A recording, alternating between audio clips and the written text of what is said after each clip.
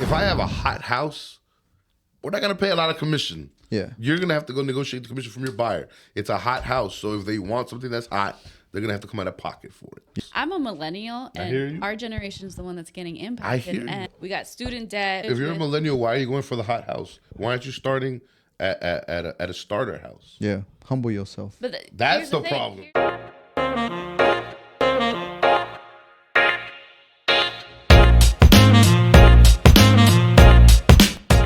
Here's the thing.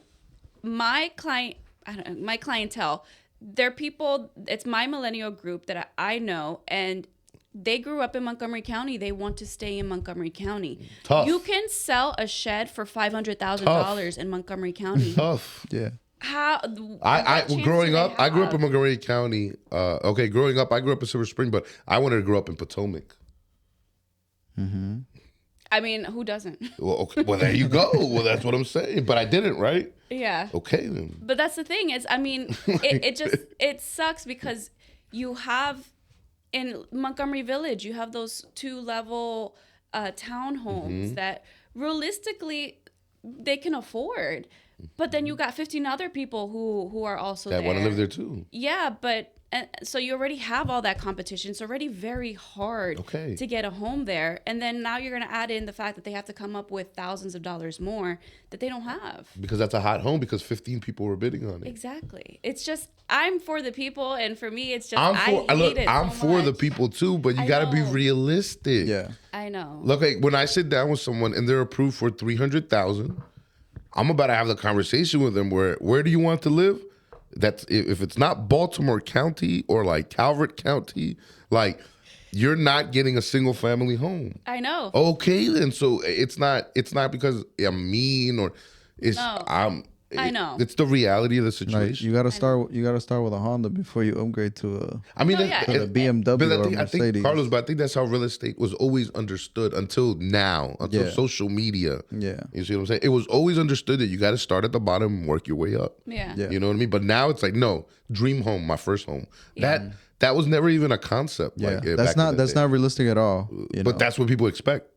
Or dream home or close to dream home on their first home. Yeah. Nobody wants to do repairs anymore. You got to start. Nobody wants to buy the ugly kitchen. You got to start with the little ugly duckling before you know. I mean, you don't have to.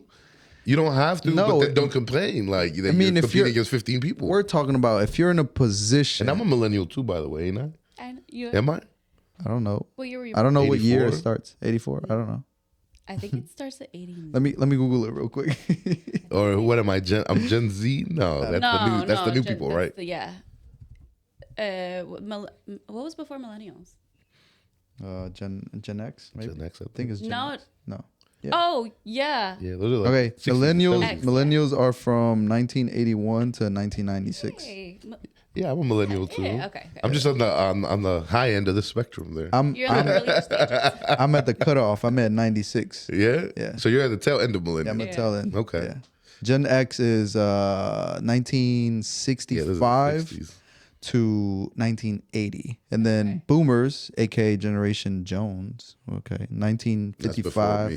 to 1964, That's before the people. and then the before me. Boomers, the first Boomers are 1946 and 1954. Yeah. I didn't know there was two different boomers. I didn't know either. Okay. I guess the Boomers number 2 are Generation Joan. I don't know where that comes from, but that's what Google says, so I believe it. I mean, Nah, the new ones are generation alpha. Affordability is definitely no bueno. No, right new now. generation, You know what I Gen mean? Z, no? Yeah. Gen Z. Gen Z, no, but after Gen Z, There's another one. What is it called? Alpha, and then I think it goes into beta. I don't know. That's Yeah. tough. Alpha? I want to be Generation Alpha. They're gonna have to be to get us out of this mess, bro. I'm trying to tell you. So I get it, Donis. Like it sucks. It sucks because it's just it's not realistic either to expect millennials to pay It's hard. $3,600 a month, Yeah. and you know what I mean. So I get it. It's tough right now for everyone. The But affordability is crushing people right now. Not just millennials, then you have the Latinos who come to this country, and obviously they want the American dream. They want to be able to buy a house, and they already are struggling with the. I mean, not all of them. A lot of them do a great job at saving, but then it's harder for them. A lot of my clientele is like, I want to buy a home. I don't have all the finances. Let's look at these programs. But now you're still looking for even more money when they could barely even do the very, very little that that was already set in place. Yeah, it's gonna get tougher for the everyone. seller side, I understand both sides. I just know that for the buyer side, it's gonna be really. It was already hard. I understand everything that just happened, right? Or that's happening, right? My whole thing is, this is my only, like, I guess, quibble or like, disagreement with everything that they're saying that. Okay, so basically the argument is, hey, it was a monopoly just to set a fixed price for the buyer agent, right? And that's not fair. I get it, all right? But at least, and the argument is that now things are going to be more transparent.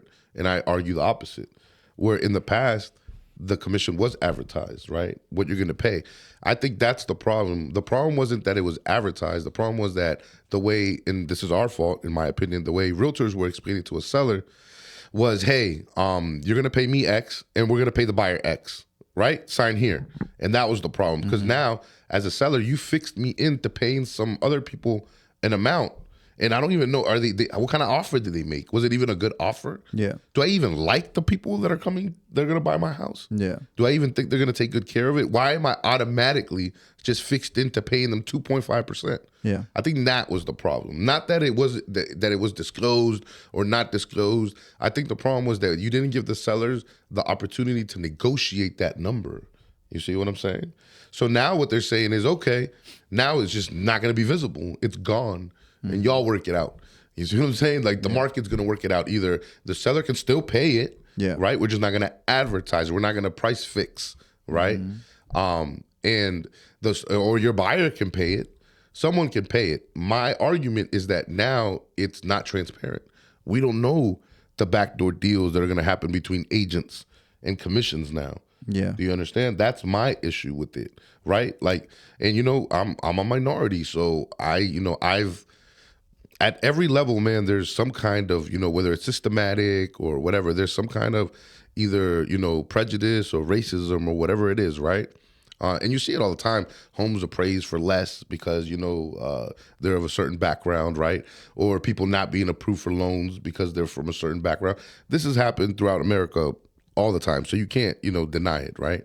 So my whole thing is, what's going to stop me from saying, hey, if Johnson brings me an offer, we could pay 2%. Oh, but if it's Gutierrez that brings me an offer, we only pay 1%. What's gonna stop me? What's gonna stop that now? Because that's in the background now.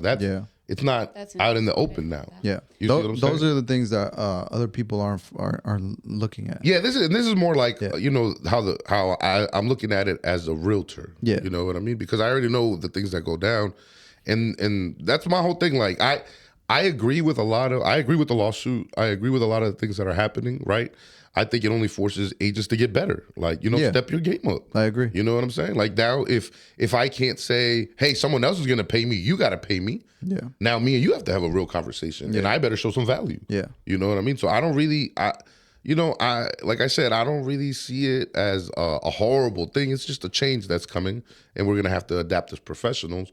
But that part of it though, that I just don't understand how someone's going to explain to me that there's more transparency now by keeping commissions hidden. Yeah, I just don't get. And then also like, because these news on like TikTok and other social media platforms spread like wildfire, right? People, they're so eager to spread the fear, right? Even though there is fear sells, right? Yeah, exactly. That's fear is what gets you clicks and gets you all attention, right? So. In the comments, I always like to read the comments. I always like to see what people, because that's where the real people are, allegedly, right? That's the people who want to. I'm here for the comments. Yeah, baby. Exactly. So all I'm seeing is like, okay, about time, right? Yeah. People who and these could be people who've never bought a home. They're saying about time, glorified door openers. They're not. The realtors are done for. Like they're panicking. They're not needed. They're not needed. Yeah. Like AI is gonna take over. I'm like. Oh, you don't even know. Yeah. Like, it doesn't and how this impacts buyers, right? Because that's something that they don't see yet, right?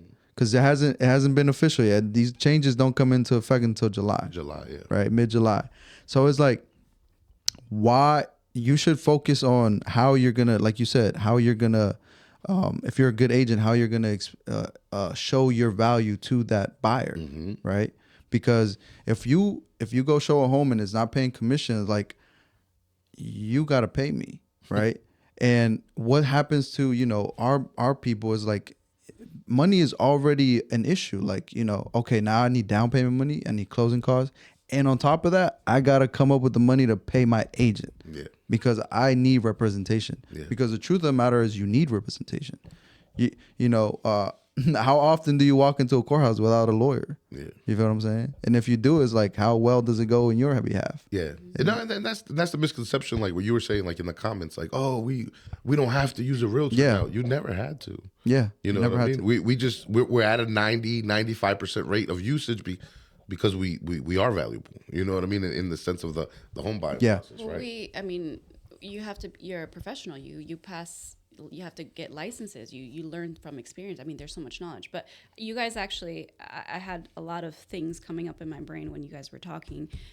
From going back to what you said initially about the seller, us agents, we represent sellers and we represent buyers, so we know what the buyer's agent is doing. So when you're representing the seller and they're saying, well, I don't understand why I need to pay them, it's because they don't understand, or they somehow forgot when they bought the house what the buying process consists of. It's not, and then buyers too, to understand why they have to pay, if in case they do, people need to understand what agents do, and they don't know if they don't know. There's not enough transparency between agents and the clients of what we really do behind the scenes. Because think about it, right? I was thinking about this morning. How many times have agents explained to their clients what happens between the point that they're under contract to the closing table? Because we all know that things can fall apart last minute. They do a last minute verification of employment, or credit, your buyer. You didn't tell your buyer that don't go take out a car. Or you told them. Or you told them. Or you feel what I'm saying? And happened. And not listen to that part. A lot of things that we as realtors have to stay on top of, right? And then all the people that just for one transaction, how many people are we in constant communication with? Title, lender, listing agent, inspector, banks. all these and that's the thing. Those parts. are just the entities, right? And each entity, you might be in communication with 3 to 4 people. At the title company, and 3 or 4 people at the lender, and it's. I mean, it's just going to be hard to explain what we do because there's no, like, when I take on agents, right, that need a little training or whatever, and especially if they come from a 9-to-5 background. That's especially what I told them, like, there's not going to be a video that you're going to watch, and I'm not going to hand you a manual. There's not a training course. There's not a training course. And that's the thing. I mean, like you said, we need to be more transparent, right? But here's the thing. It'd be very hard, or it's hard to explain to someone that has a 9-to-5 schedule that usually has a routine, what we do. Because one day it's going to look very different than to the next for a realtor. So it's hard. I mean, I can give you a list of all the things that are about to happen in your transaction, and then I'm going to do for you. But as far as what I'm going to do tomorrow or the next day, if it's not in the schedule, I don't really know. Like, it could be anything. You know what I mean? So that's why it's hard. It's funny because you'll see videos that make fun of real estate and say, this is what your perception is of it, because they see shows like Selling Sunset and HGTV who glamorize the whole thing. And it's not just, you guys were mentioning what happens when you're under contract. There's still so much just to even meet with them, to meet them, to get them qualified. There's so much, and at least agents like us who are involved from A until Z, there's so much just getting you pre-qualified, getting all the right documents. We're the ones helping the lender. We're that middleman. To get all of that to happen, and then explaining, okay, you're pre-qualified. This is what this means. This is what your estimate means. Now we're going to start looking in your range, your price range that makes sense to you. You may be qualified for $500,000, but you don't want to pay this much this month. Let's look in this range. Okay, now we're looking at houses. We're driving. We're spending so much gas and time meeting you. We're not spending that time with our families. There's no structure. If you can only see homes at 7 p.m. at night, guess what? We're not going to be with our families having dinner. We're going to be showing you those houses. We're going to be. It's so much work, and then you're not even guaranteed that home. So guess what? We're going to be looking for months, right? And writing offers which could take you maybe 20 minutes. Maybe an agent who doesn't know. Depends how proficient you are. Exactly. An agent who's not well with technology, maybe it takes them an hour to. I remember when I started first starting writing offers, it would take me like an hour. Yeah. Yes. Yeah, and that's sure. you know, before I had Renee look over them and then tell me, hey, you messed up here. Yeah. You know, That's time. And then when you finally do get accepted, guess what? There's even more. Yeah. Yes, now the lender is working on their side, the title company is working on their side, but you're that point of contact for them and the client. the time is ticking. So, so my wife, right? All of that. Yeah. So my wife, right? She's a dental hygienist, right? So, you know, good schooling, you know what I mean? But I'm obviously they see all different. I'm assuming every mouth is a different case, right? Mm-hmm. But it's pretty much, you know, I'm assuming too, it's gonna be, you know, X-rays, cleaning, you know, there's a structure to it, and I guess that's kind of like the problem, Don. It's like for us, there's no real structure. Like it's not one size fits all, right? Mm-hmm. And like, so it's just hard to explain to people. I can see how some people can perceive what we do, especially from social media. I told them I always have a problem with the social media because it's all the highlights. Yeah. You know what I'm saying? It's all the highlights of everything they have. Oh, great! Look how I helped this person. Yeah. Right. Hey, but you know, I've had clients where I've talked to them for a year, and I've showed them X amount of homes, and you know, they fell off, they came back. They fell off, they came back. Something happened, they came back, and then we never did anything. So that's the one thing that gets me from the comments. If people could only see the amount of time, phone calls, meetings, emails that didn't lead to any money making. Yeah. You see what I'm saying? I'm fine with it because I understand it's part of the business, right? Yeah. But man, like when people say, I see the comments, man, yeah, they should go down on an hourly rate. I mean, I might kill it. I would love that. Yeah, I might kill it hourly. Like, you know what I mean? I might kill it hourly. So, you know, that's not gonna work. Yeah. You know what I'm saying? Or no, but an hourly at least to pay for all the time, even if they fall off, at least you get paid for that. oh yeah, well that's what I'm saying. I would kill it. I mean, You know at what I mean? least, but people think that, oh, you make so much money. Yes, but look at everything that we have to do, and you're still not even guaranteed. You are not guaranteed money until those documents are signed. Yeah. And guess what? I've even seen people close, and then the loan gets denied days after because the person lost their job. Yeah. And they verified it after. I mean, there's anything can happen. nothing. There's too many pitfalls. Something that put that into perspective, Donis, what you just said was Renee told me he's like, if we were to break down our paycheck into all the time and hours we put into the deal And money that we put into and money we put into it, we're probably making minimum wage around there, maybe a little bit for a deal that takes a long time. For a deal that and then you have those deals that it falls into your lap. It falls into your lap. And it's a smooth deal, right? I haven't had one of those yet. Yeah. You will. God willing. You will. I haven't either, but it's like, you know, those deals, you know, it might feel like to the buyer or to the seller, right? Like, oh wow, I feel like I overpaid this guy because it went so smooth. But no, you don't realize that doesn't happen every time, right? Maybe it went smooth because you have a great agent that foresaw everything that could go wrong and just put out those fires before they even started. Yeah. You know, but that's like you said, it's a lack of transparency in regards to what the L's that we take in this business, right? Because we don't get paid. That should be a whole show. The L's we take. We don't get paid until it closes, until you have the keys in your hand and everything has been signed. Yeah, no, it's not for everyone, man. I read the comments. I mean, you know, I'm here for the comments. You know, what I mean? I read them and I get it. I mean, you know, some people make this look easy. You know what I mean? So I can understand the public when they say, oh, you know, they're just overpaid, overglorified, or whatever. So. But maybe for some it is easy. Maybe I don't know anybody. Actually, I might know one or two. Chevy Chase, Bethesda, and they'll come in and they'll groom people. They'll hand them all the. I mean, for some agents, it's easier. Maybe. Yeah. Their clientele are set up financially where it's smooth. Well, it won't give you the problems that we run into a lot of problems because of financing. Yeah, it's our community. It's the population that we work with. We're in the trenches of real estate. I hope y'all know that. We're not in those ranges where we get to have a smooth transaction every time. You know, we're in the trenches with it. Yeah. So back to what I was telling you. So, you know, talking to my wife, and I'm like, you know, we had conversations about different stuff, and throughout the years we had conversations about it. How, you know, because you have to miss dinners and birthday parties, and we have to have these conversations. So I'm like, and one of the things I saw that blows her mind, I'm like, imagine if you did your job to the T. You did nothing wrong. You did your job, but at the end you don't get paid. Mm-hmm. I'm like, that's what we do. That would I'm suck. like, yeah. That I'm would like, suck. not No everyone one would do it. No one's built. Like, people ain't built for this, man. Because that's how it is. Like, Well, a lot of people leave. No. yeah, A lot of people leave. Yeah, high And I see that as a good thing, right? That's something that everything that's happening that is gonna be put into effect here in the coming months is good, because it's gonna get those people that are just in here for short-term money out, right?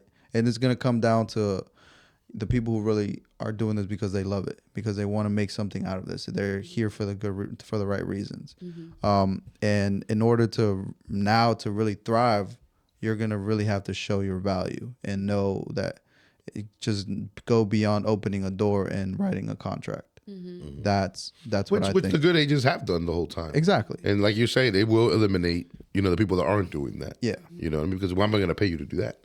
Mm-hmm. People don't see value. They're not going to pay you. You know what I mean? So here's the other side of the coin, though. I'm not thinking about this now because of a case that just happened recently that we saw.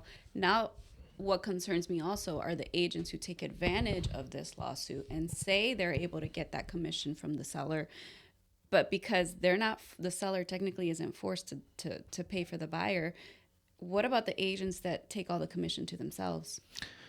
What do you mean? Because I'll give you an example. There's a case in, I won't say the agent, but the agent, because I work on the title side, I can see both sides, right? So the agent had the seller pay, it was 7% commission. Mm-hmm.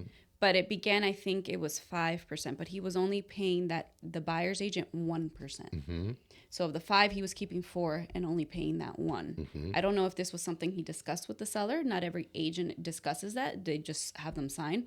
But then the buyer couldn't afford to pay that commission for that agent. So they negotiated seller credit to help pay for that commission. Mm-hmm. So now the seller is paying that 5% commission plus that seller credit, which really it ended up being 7% commission. Yeah, in order to pay for both agents, with the listing agent coming out with so much more. Mm-hmm. When it could have just been 5% split each way. I mean, I even see agents that are promoting listings, and you really don't know if it's because the seller doesn't want to pay the commission or if it's because the agent wants to hold on to that commission. But I'm now seeing it's much more common to see the commission being 2%, 1%, mm-hmm. 2.25%. At what point is it ethical? Is there an ethical problem there too? Because the listing agent could not be disclosing that it's to take advantage of the commission also. Have you ever thought of that? I mean, but it's all in writing, right? It's more about. But not every agent talks to their people. Yeah. But that's kind of, I put that back on the consumer. That's why you have to shop around. The numbers they're talking to you have to make sense.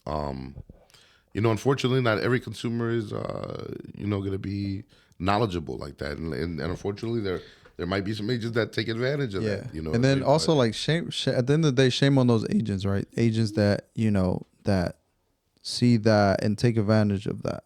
Like, because to what you're saying is like, okay, what's kind of stopping me? You're the buyer, you're the seller, and I'm your listing agent, and I charge you 6%, mm-hmm. right? And I only pay, and I don't disclose to you, or I don't disclose to you that half of that's going to. But you have to, right? Well, like, I guess just because you have to doesn't mean that all agents do. Just like the contract, technically you should be going through the contract with your people. Not every agent does. Yeah. Mm-hmm. They just say, here, sign. Yeah. Well, the contract is more on the buyer to understand what they're signing. Yeah. But I'm saying, I guess it's just like what's stopping those? There's some agents the stuff in writing, guys. Now, what I think what Donis is saying is, how about if I just don't explain to my seller, just steamroll the seller, and say, hey, look, you're gonna pay 6%, okay? Yeah, okay, cool, and that's it. And then in the agreement, I'll put 5's going to me, or mm-hmm. 4's going to me, or whatever, mm-hmm. right? Yeah. I mean that's. I guess that's what I mean. That's not something that I'm saying. Well, is gonna happen more, mm-hmm. but it's like it's those types of agents that spoil the whole group, like, you know, that give us a bad look. Mm-hmm. You know? I mean, look, real estate's just so wide. You know what I mean? Yeah. It's so vast. At the end of the day, look, you know, we work both sides, listing and buyers. I think I like that. You know, I think that brings value to either the buyer or the seller in transactions. Like I mean, if I come to your house and you say I want to sell the house, I need to understand who's going to buy the house, right? Yeah. So that's why I never understood agents that just say, "Oh, I'm a listing agent." Like, well, great, right? But how are we going to target buyer? Who are you selling this to? How are you going to market it if you don't understand the buyer side? You know what I mean? So anyway, so if you're on the listing side, you know, you understand that we need to move this house. We need to sell this unit, right?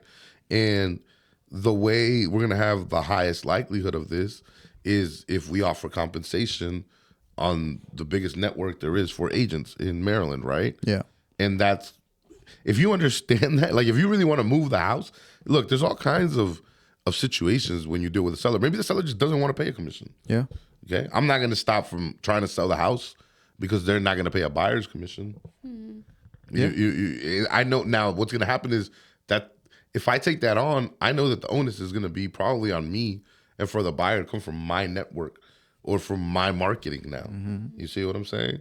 But as a listing agent, I do understand that if we offer a commission on, you know, on Bright, or if we offer a commission, that's just gonna, you know, create the biggest pool of buyers for my seller. Yeah. That's just logical. I mean, it's statistical. Like there's no disputing that, you know what I Yeah. mean? Now, what the conversation between the listing agent and the seller is, Yeah. you know, that's where it's going to be tough. Look, guys, there's a shortage of inventory. Yeah. Listings are gold. Yeah. Right? So this is why you're seeing 2% and 1.5, 1%. Yeah. It's not always gonna stay like that. It's a seller's market, guys. You know what I mean? It's a seller's market. So, you know, if the seller only wants to pay 1%, or if I think we can get it done with just 1%, sometimes, guys, the numbers, that's just how they work out. Yeah. You know, that's all we can afford to pay. You know what I mean? So it could be a lot of reasons, but at the end of the day, like I told you, if you're really out here, you know, trying to sell homes, you understand that most likely the buyer is going to come from another realtor.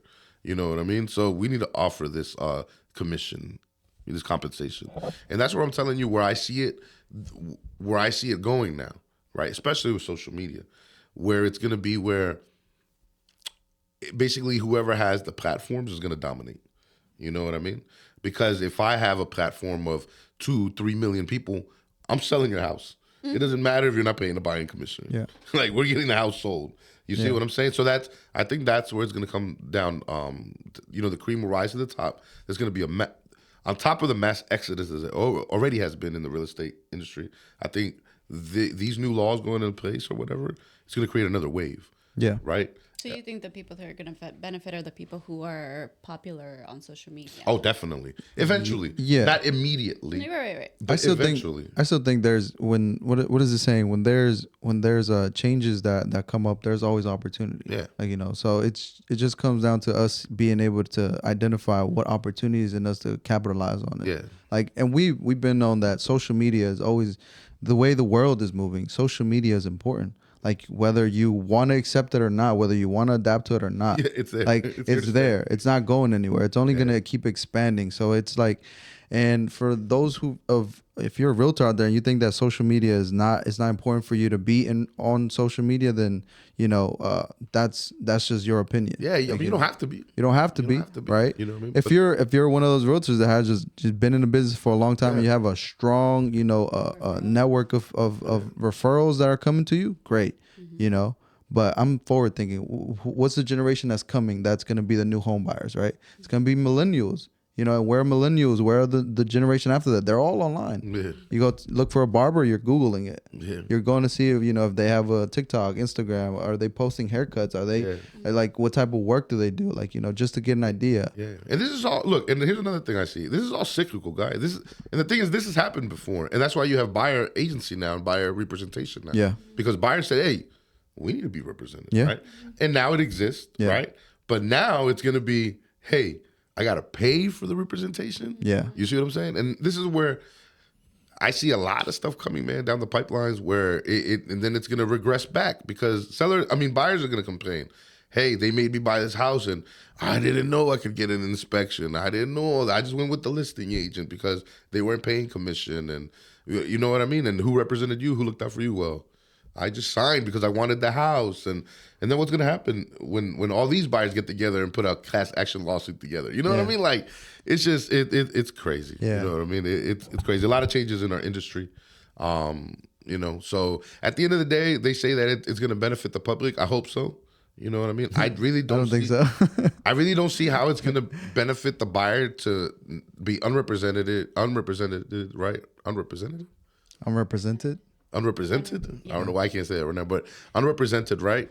And how it's going to help them with the cost going up. Yeah. You know what I mean? I mean, how does it help buyers? I think that this, the outcome of this affects first-time home buyers a lot, because let's face it, right? That's first-time home buyers. Their biggest struggle is affordability and coming up with the money. It's already hard enough to come up with a down payment and closing costs. Now they have to worry about being able to afford representation, so it's like that. I worked with plenty of first-time home buyers, and that's, money is always an issue, right? It's not that they don't want to buy a house. It's just like, look, I can barely afford a down payment, So it's hard to save right now. Yeah, it's hard to save right now. So it's like, what then, right? It's kind of like. So I just don't see how that's helping buyers. You see what I'm saying? It's not. The cost is going up. And now representation is on you. Yeah. Like whether you want it, you pay for it. Right? I saw a video of somebody that I think a realtor or lender made. They were like, okay, Mr. Seller, so now that you don't have to pay for a buyer's commission, that means I can buy your house for that amount for less, right? They're like, no. That's what I feel like a lot of people thought initially. It's like, no, that's. Yeah, because people are like, oh, home prices are going to come down now. Hell no. No, that's not how it works. Yeah. No. So, I'm definitely excited to see what comes out of all of this. I really am. At first, I'm not going to lie, I was kind of like, damn, like it was already bad enough that I became an agent. I got licensed when interest rates were skyrocketed. I missed that market where things were flying off the shelf and people were making money left and right. And then I come into the business where interest rates are high. Nobody wants to buy a house. Don't even like mention it to me.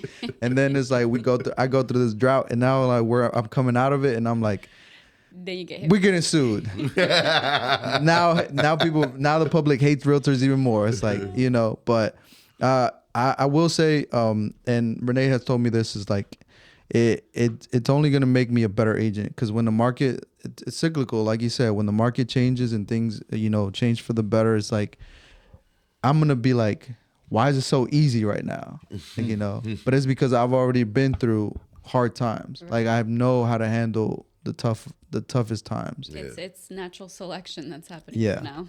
Yeah. So, I mean, that's funny. It was I had a video idea for that where it was, and I think it was someone who made it, and I wanted to redo it. It was realtors during the pandemic, and it's a woman who's like flashing. She's and then realtors when the interest rates start to hit, and she's putting ramen noodles in her grocery. Yeah, basically. Any closing thoughts? Anything you guys want to talk about that you have coming up, or just anything like what are your predictions with this whole lawsuit? Like, what are you looking forward to, or what do you think is gonna happen? I'm not looking this first year, man. I'm not looking forward to it. I'll be honest, because there's just so much misinformation, and the public. It's gonna take a little time for the adaptation process, for the new rules and stuff like that, and then it's gonna vary state to state, right? It might even vary city to city. I don't know. You know what I mean? I guess jurisdiction to jurisdiction, right? Yeah. On how they want to do it, what paperwork people are gonna use now. So I'm not looking forward to it at all, man. For the next year, all the confusion and stuff that's about to happen, in my opinion. Yeah. I feel like Maryland, I'll be honest, I don't know if we're going to really I personally don't think we're going to get impacted too much, because I feel like I've heard that in other states, I don't really know in other states how they do it, but I've heard that they don't always implement the buyer's They agency agreement. So They didn't have it. I think that's what's causing issues in other states. But I feel like in Maryland we have that in place, and I think that agents do a good job explaining on both sides, and I don't think that we're going to be hit that hard. I mean, I'm sure there's going to be sellers that are going to want to take advantage, but I also think that we have also good agents that are able to explain the benefits of being able to help with the commission to gather more people, more buyers to be interested in that home. I think like in Maryland that we've been doing a good job on both ends, that I don't think we're going to be hit as hard as those states that weren't able to implement that buyer agency agreement and explain it to their people. At least with us, we were able to explain, look, you're not always guaranteed that 2.5%. That means you have to pay that difference.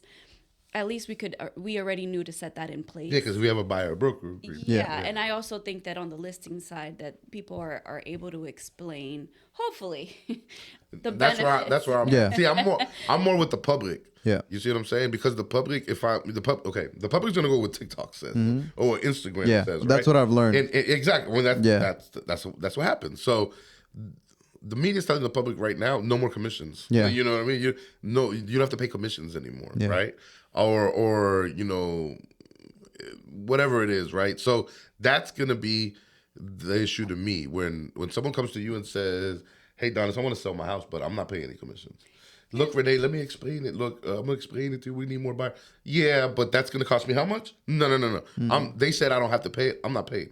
So I think this is where we're gonna run into issues. So here's my thoughts on that, because I, as a closing agent, obviously I meet with buyers and sellers and their agents. Obviously, this is a very hot topic, so lots of people bring it up to me. The buyers and the sellers, they don't know that I'm an agent. Also, I'm closing their deals. So when I'm having these conversations, and they all have brought it up, sellers and buyers alike, me hago como la tonta. I want to hear to see what their agent is going to say, because I want to hear what's everyone saying also to their people.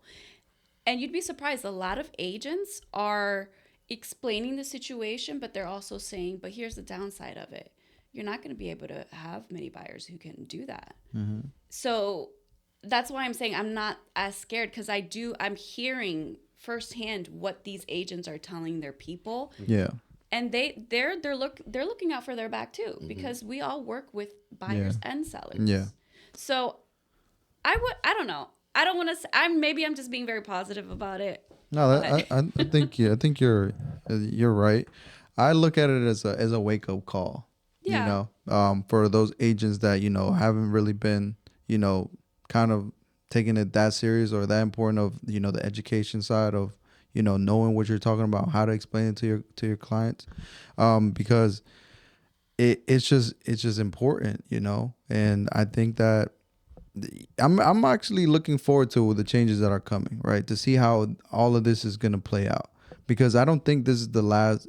There's going to be more changes that come after this, because there's, like you said, there's going to be adjustments, because buyers could come along and be like, hey, this is not working out, or sellers likewise, and in regards to like how to tackle on listings, is going to come down to those sellers were buyers at some point, so they can kind of, if you're a good agent, you're able to communicate like, hey, what are some of the pain points that you dealt with when you were on the buying side, right? Did you need closing help? Did you need some type of financial help, right?